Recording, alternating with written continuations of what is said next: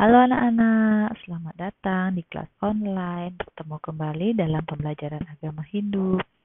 Semoga anak-anak semua dalam keadaan sehat dan siap untuk mengikuti pembelajaran hari ini.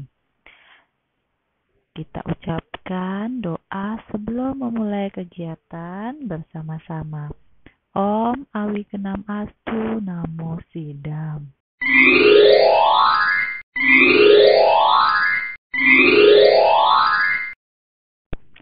Nah, anak-anak, untuk hari ini kita akan belajar tentang catur pramana sebagai cara mendapatkan pengetahuan. Tujuan pembelajaran hari ini supaya anak-anak memahami ajaran catur pramana dalam mencari kebenaran. Nah, anak-anak, sebelum lanjut ke pengertian catur pramana, manusia dalam hidupnya wajib untuk selalu belajar mengenali dirinya, lingkungan, dan Tuhan dengan berbagai cara. Dalam agama Hindu, setiap manusia dilahirkan dalam kondisi avidya. Nah, avidya artinya tidak berpengetahuan.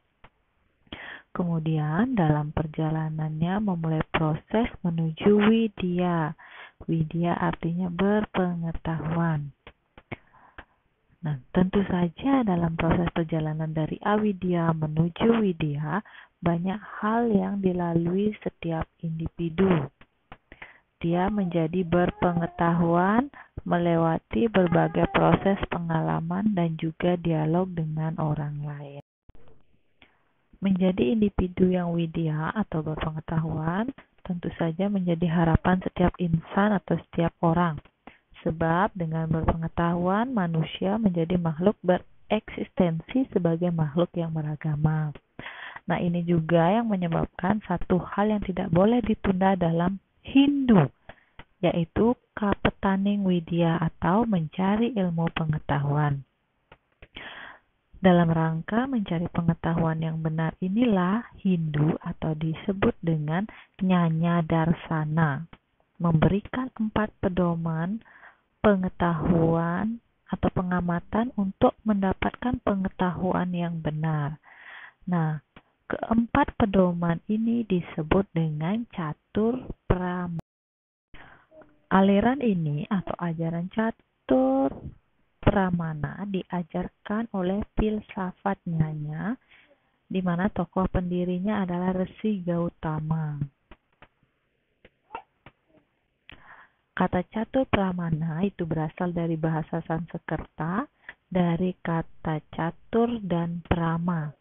Catur artinya 4 dan prama artinya pengetahuan yang berlaku dan benar. Jadi, catur pramana adalah 4 kupasan atau cara dalam mencari kebenaran.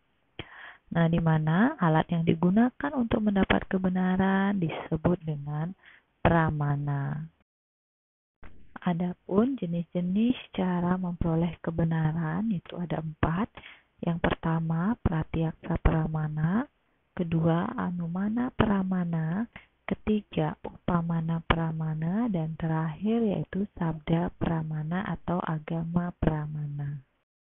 Nah, dari keempat bagian-bagian catur pramana, kita akan bahas satu persatu. Yang pertama, kita akan bahas tentang pratyaksa pramana. Pratyaksa pramana adalah pengamatan secara langsung melalui panca indera dengan objek yang diamati, sehingga memberikan pengetahuan tentang objek sesuai keadaan. Nah, pratyaksa pramana ini terdiri dari 2 tingkat pengamatan. Nah, bagian-bagian dari pratyaksa pramana yaitu yang pertama nirwikalpa pratyaksa. Artinya pengamatan yang tidak ditentukan. Nah, jadi saat mengamati suatu objek itu tanpa ditentukan. Maksudnya di sini saat mengamati suatu benda atau objek, kita tidak menentukan benda apa yang akan kita amati atau objek apa yang akan kita amati. Nah, bagian pratyaksa yang kedua yaitu sawikalpa pratyaksa, pengamatan yang ditentukan. Jadi, saat kita akan atau menginginkan mengamati suatu benda atau suatu objek, kita sudah menentukan benda apa yang akan kita amati, bagaimana benda tersebut, apa saja yang membedakan benda tersebut dengan benda yang lain. Nah, itu yang dimaksud dengan pengamatan yang ditentukan. Nah, bagian yang kedua dari catur pramana yaitu anumana pramana. Anumana pramana adalah ajaran tentang penyimpulan. Nah, untuk proses penyimpulan ini melalui beberapa tahap. Ada 5 tahap. Yang pertama, pratijna, yaitu proses yang pertama, yaitu memperkenalkan objek yang akan diamati ya. Yang kedua ada hetu, yaitu proses yang kedua yaitu alasan penyimpulan, alasan kita menyimpulkan, alasan kita untuk mengamati objek tersebut. Ketiga ada udaharana, yaitu proses menghubungkan aturan umum dengan suatu masalah. Yang keempat ada upanaya, pemakaian aturan umum pada kenyataan yang dilihat. Dan terakhir ada nigamana, berupa penyimpulan yang benar dan pasti dari seluruh proses sebelumnya. Nah, bagian catur pramana yang ketiga yaitu upamana pramana merupakan cara pengamatan dengan melakukan perbandingan antara objek yang satu dengan objek yang lainnya. Contoh, membandingkan buah apel dengan tomat, membandingkan buaya dengan kadal. Nah, itu contoh dari upamana. Nah, untuk bagian yang terakhir dari catur pramana yaitu sabda pramana atau agama pramana. Nah, maksud dari sabda pramana adalah pengetahuan yang diperoleh melalui kesaksian dari orang-orang yang dipercaya, seperti para resi ataupun membaca naskah suci seperti Weda dan kitab suci lainnya.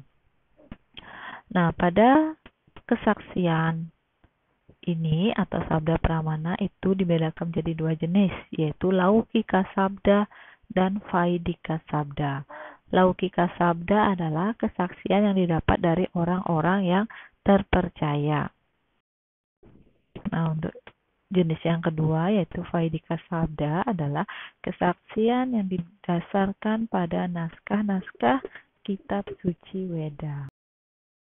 Nah, anak-anak, itu tadi bagian-bagian dari catur pramana. Nah, dapat disimpulkan bahwa keempat pedoman pengamatan untuk mendapatkan pengetahuan yang benar tentu sangat relevan untuk setiap manusia, karena manusia memiliki kelebihan yaitu memiliki idep atau pikiran. Dan juga pengetahuan yang benar pada suatu masalah akan sangat menentukan sikap setiap individu pada kehidupan sehari-hari. Nah, anak-anak, cukup sekian penjelasan tentang catur pramana. Sampai bertemu di pembelajaran minggu depan. Bu Guru akhiri dengan Paramesanti. Om Santi, Santi, Santi, Om.